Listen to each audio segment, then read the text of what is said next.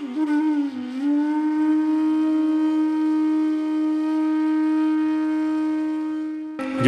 ગીતાની દ્રષ્ટિએ જોઈએ તો આપણે જે પણ કર્મ કરીએ છીએ એ કર્મનું શું બને છે? તો આપણે જે બી કર્મ કરીએ ને, ક્રિયમાણ જે કંઈ સાચા અર્થમાં નાના નાના કર્મ આપણે કરીએ તો એ કર્મનું ફલ બંધાય છે. શું બંધાય છે? અને એ કર્મો બે પ્રકારના હોય, એક નાના કર્મ, એક મોટા. નાના કર્મ આપણે કર્યા એનું ફલ તરત મળી ગયું, જેમ પાણી પીધું ફલ મળી ગયું, તરસ મટી ગઈ. ભોજન કર્યું, ભૂખ મટી ગઈ. પણ એવા મોટા પાપ અને પુણ્ય હોય એ આપણા નામે સ્ટોર થાય. અને આપણા નામે જે સ્ટોર થયેલા પાપ અને પુણ્ય હોય, અને જ્યારે નવો જન્મ આપણે લઈએ તો આ સ્ટોર થયેલા કર્મોને કહેવાય સંચિત કર્મ. શું કહેવાય? અને જ્યારે નવો જન્મ આપણને મળે તો આપણા એ બેંક બેલેન્સ જે આપણું ભેગું કરેલું છે એને આધારે જે આપણને મળે જન્મ એને કહેવાય પ્રારબ્ધ. શું કહેવાય? હા. અને જો આ પ્રારબ્ધ લઈને માણસ આવ્યા અને દરેકનું પ્રારબ્ધ અલગ અલગ હોય. હું ઘણીવાર દૃષ્ટાંત આપતો હોઉં ને કે એક જ હોસ્પિટલમાં બાજુના બેડમાં એક જ સમયમાં 2 બાળકોનો જન્મ થયો તો જ્યોતિષશાસ્ત્ર પ્રમાણે સ્થાન એક છે, દિવસ એક છે, તારીખ એક છે, તિથિ એક છે, તો બંનેની કુંડલી એક થવાની કે નહીં? બિલકુલ એક થાય. જ્યોતિષશાસ્ત્ર પ્રમાણે સ્થાન એક હોય, દિવસ એક હોય, ટાઈમ એક હોય તો બંનેની કુંડલી એઝ ઇટ ઇઝ થાય, જરાય ફરક ના પડે.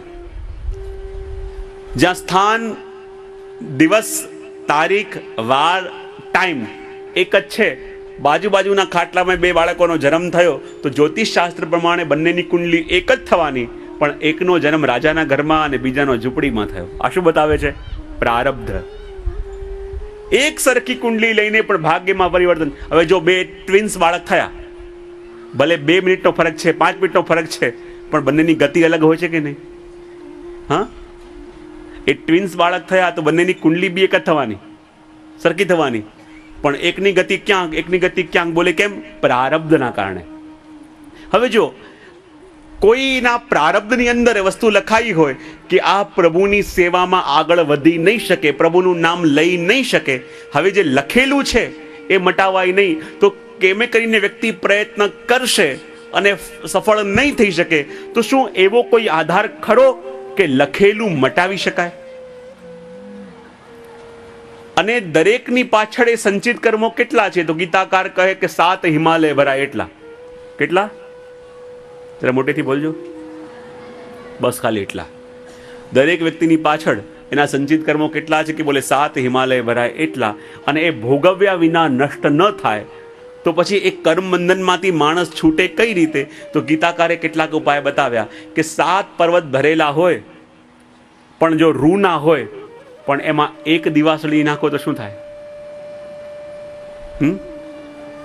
એ 7 પર્વત બળીને રાખ થઈ જાય.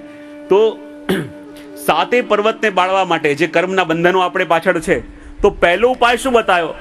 પહેલો ઉપાય બતાવ્યો કે પોતાના સ્વરૂપની અનુભૂતિ થાય, જેને કહેવાય સેલ્ફ રિયલાઇઝેશન. જ્યારે પોતાના સ્વરૂપની અનુભૂતિ થાય તો એ શું છે? બોલે તમે રૂના પર્વત ઉપર એક દિવાસળી નાખી, તે બધું બળીને રાખ થયું. બીજી વસ્તુ કહી કે તમે જે પણ કરો છો એ ખાલી નિમિત્ત બનીને કરો, કરતાપણાનો ભાવ હટાવીને, તો પણ એના બંધન ન નડે. ત્રીજી વસ્તુ કહી કે કોઈ પણ તમે મંત્રનો કોઈક એવો જપ કે મંત્રનો એવો સિદ્ધ થાય તો એના બળથી પણ બધા કર્મના બંધનો ધોવાઈ જાય. યા પછી કોઈના આશીર્વાદ, હરિગુરુ કે કોઈ પ્રભુના આશીર્વાદ એવા મળે કે એનાથી પણ કર્મના બંધનો તૂટી જાય. તો આ પ્રભુ કેવા છે? બોલે અજામિલાદી દોષાણામ, કે અજામિલના કે જેના એટલા અપરાધો હતા અને કર્મના સિદ્ધાંત પ્રમાણે એણે ઘણા બધા પાપોનું ફલ ભોગવવાનું હતું, પણ જાણે અજાણે પણ પ્રભુનું નામ મુખમાં આવ્યું. અને મારા પ્રભુનો સ્વભાવ કેવો કે મારા પ્રભુએ ખાલી નામ લેવા માત્રથી એ અજામિલનો ઉદ્ધાર કરી દીધો. તો પછી આપણે બીજા બધા લૌકિક સાધનોને છોડીને આવા કૃપાલુ કૃષ્ણનું સ્મરણ કેમ ન કરીએ? આવા કૃપાલુ કૃષ્ણનું અનુસંધાન કેમ ન કરીએ? અને એટલા માટે તો કહ્યું મહાપ્રભુજી એક જ વસ્તુ આપણને બતાવે છે. બધા સાધનોની નિરર્થકતા સિદ્ધ કરી કે આપણે આપણા સાધન બલથી જો પ્રભુને મેળવવા જઈશું તો આ સાધન બલ કોઈ પણ કામમાં આવવાના નથી. અને બધા સહારા આપણા છોડાવીને પ્રભુના ચરણ સુધી શ્રી મહાપ્રભુજી આપણને પહોંચાડવા માંગે છે. અને આશ્રય કોને કહેવાય? એક વસ્તુ બહુ ધ્યાનથી સમજજો. એક વૃક્ષ હોય તો વૃક્ષમાં મૂળ છે, બરાબર? એ વૃક્ષનો મુખ્ય આધાર શું છે?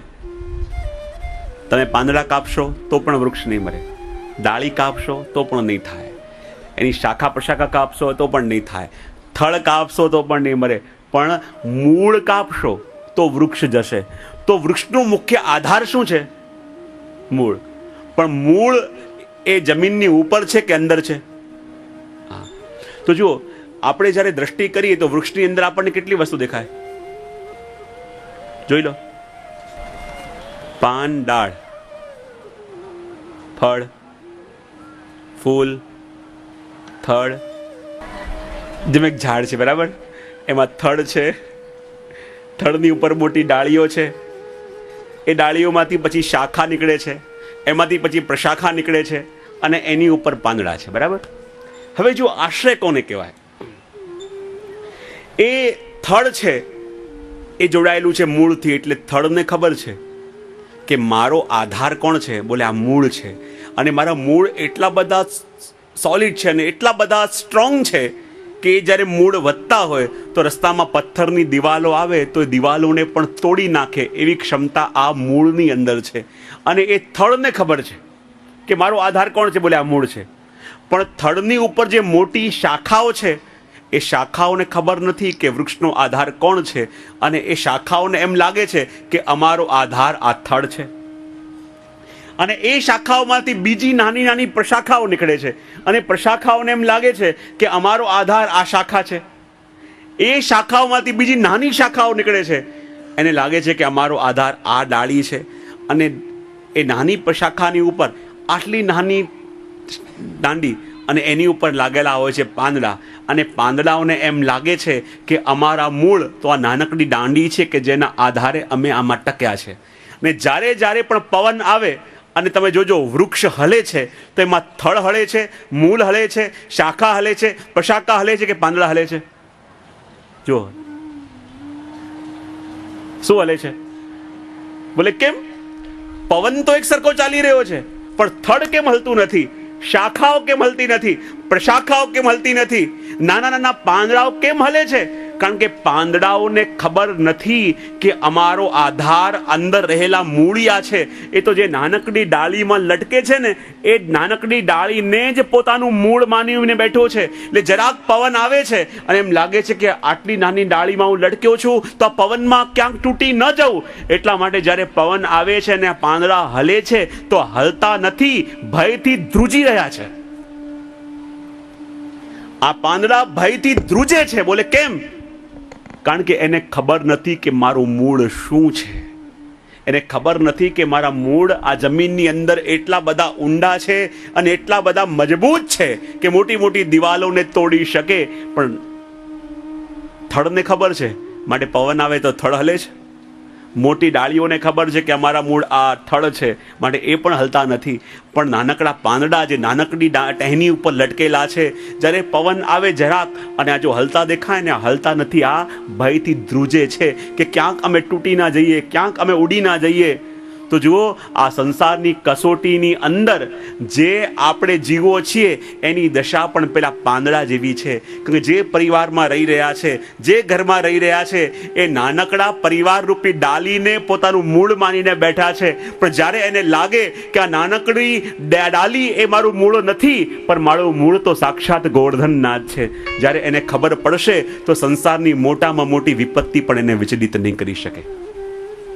ને જ્યારે આપણને ખબર પડે કે મારા મૂળિયા કોણ છે, મારો આધાર કોણ છે, કોના આધારે હું ટકેલો છું, ત્યારે મોટામાં મોટી મુશ્કેલો પણ એને વિચલિત ન કરી શકે. અને એ જ આશ્રય છે કે જે નાની ડાલીને આપણે પોતાનો આધાર માનીને બેઠા છીએ, એનાથી આગળ વધીએ અને જોઈએ કે કોના આધારે આપણે ટકેલા છે, અને એની અંદર જ એની આધારતા સિદ્ધ થાય છે.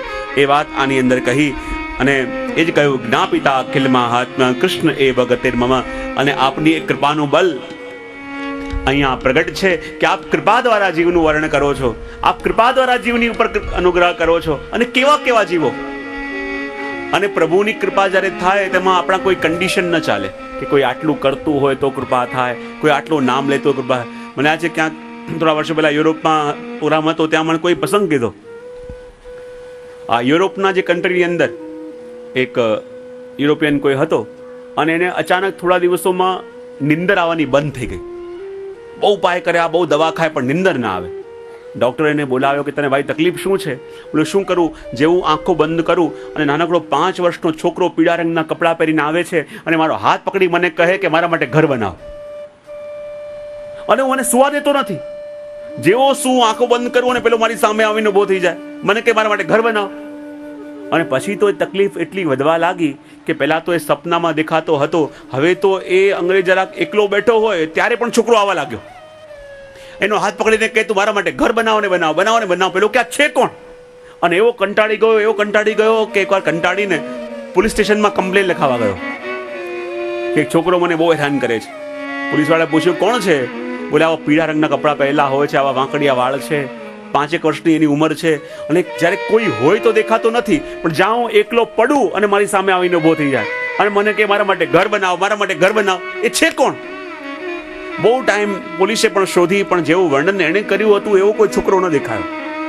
અને એક દિવસ જન્માષ્ટમીનો દિવસ હતો અને આ યુરોપિયન પોતાની ગાડી લઈને જતો હતો અને એમાં કોઈ સંપ્રદાયનો જન્માષ્ટમીનો વરઘોડો નીકળતો હતો અને જ્યાં શોભાયાત્રા નીકળતી હતી તો એણે પોતાની ગાડી પાર્ક કરી અને ત્યાંની નજર પડી કે ઉપર એક સુંદર રથ હતો અને રથમાં કૃષ્ણનું ચિત્ર હતું. અને જ્યાં ચિત્ર જોયું પેલો ચોંક્યો, આ છોકરો છે, મને હેરાન કરે છે. પોતાની ગાડી પાર્ક કરી ભાગતો ગયો કે આ છોકરો છે કોનો? કેમ? છેલ્લા 6 મહિનાથી મને હેરાન કરી નાખ્યો છે, નથી સુવા દેતો, નથી એકલા બેસવા દેતો, જ્યાં એકલો પડું અને મને કહે કે મારા માટે ઘર બનાવવા. છે કોણ? એમના જે ગુરુ હતા એણે કહ્યું કે શું કીધું, તને કોણ દેખાય છે? બોલે આ રથ ઉપર જે બેઠો છે, વાંકડિયા વાળ છે, આ શ્યામ રંગનો છે, આ જ મને હેરાન કરે છે. તને જાણે છે કે આ કોણ છે? બોલે કોણ છે? બોલે આ અમારા ભગવાન છે. તને ક્યારથી હેરાન કરે? બોલે 6 મહિનાથી. બોલે 6 મહિનાથી અમે આ ગામમાં મંદિર બનાવવા માટે જગ્યા ગોતી રહ્યા છીએ અને આની પાસે બહુ મોટું ખેતર હતું. અને જ્યાં એને ખબર પડી કે જેને હું જાણતો નથી, જેને હું ઓળખતો નથી, અને એનું ઘર બનાવવા માટે એણે મારી પસંદગી કરી. અને કહેવાય કે એ વખતે એણે પોતાનું આખું ખેતર ત્યાં ડોનેટ કર્યું. અને કહેવાય આજે આખા એ ખેતરમાં આખું ભાગવત વન બન્યું છે, જેમાં 18,000 ઝાડ અને એક ઝાડ ઉપર ભાગવતનો એક શ્લોક લખવામાં આવેલો છે. આ પ્રભુ ક્યારે કોની ઉપર કૃપા કર્યા ઇટલીની અંદર, પ્રભુ ક્યારે કોની ઉપર કૃપા કરે, કોના ઉપર અનુગ્રહ કરે, એમના આપણા કોઈ કેલ્ક્યુલેશન ચાલે નહીં. આ પ્રભુ કેવા છે, જ્ઞાપિતા અખિલ મહાત્મ્ય, પોતાનું મહાત્મ્ય ક્યારે પ્રગટ કરી, કોની ઉપર કૃપા કરી દે. વર્ષોથી ટહેલ કરતા હોય, વર્ષોથી વિનંતી કરતા હોય, કૃપા ન થાય. અને જે ઓળખતો પણ નથી કે આ ભગવાન કોણ છે, ઓળખતો પણ નથી પ્રભુ કોણ છે, અને ભગવાન એની ટહેલ લેવા ચાલ્યા ગયા, પ્રભુ એની સેવા લેવા ચાલ્યા ગયા. આ તો એની કૃપા સિવાય ક્યાંથી સિદ્ધ થાય?